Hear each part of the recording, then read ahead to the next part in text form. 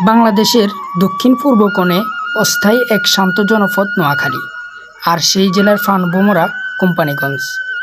এই ইউনিয়নের একটি ছোট্ট প্রাণবন্ধন বাজারের নাম চর এলাহী বাজার, আর সেই বাজারের এক পাশে রয়েছে ছোট্ট একটি নদী। এই নদীটি নোয়াখালীর উপরে বয়ে গেছে। এক সময় ছিল শুধু যাতায়াতের পথ, এখন যেন এক জীবন্ত ছবির মতো। ভোরবেলায় যখন ভোরের আলো খালের জলের উপরে পড়ে, তখন মনে হয় প্রকৃতি যেন নিজেই ছবি তুলছে প্রতিদিন।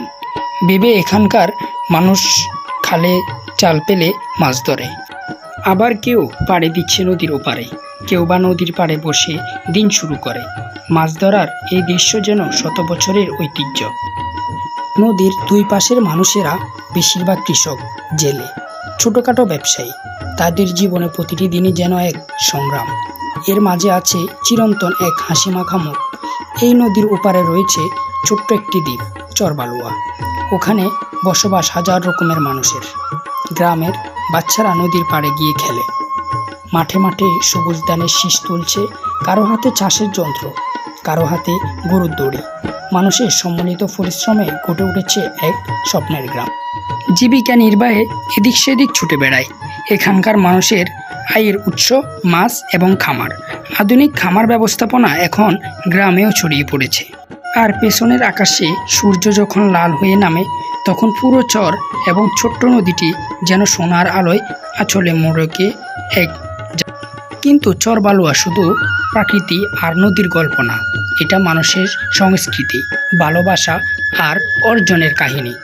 এখানে সদাই একে অন্তরে চিনে, যুগ যুগ ধরে পরিচয়।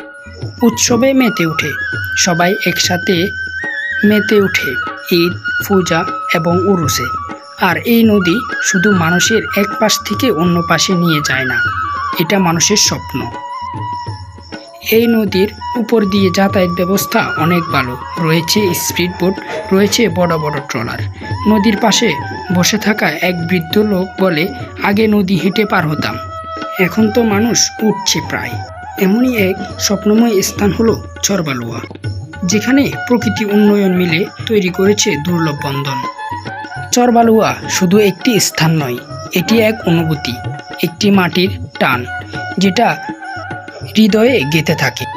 যেখানেই থাকেন না কেন, এই মাটির বন্ধন, মানুষের হাসি আর নদীর জলের ছোঁয়া বারবার টেনে নিয়ে যায় এই চরবালুয়া চরে। চরবালুয়া আমাদের গর্ব, আমাদের গল্প।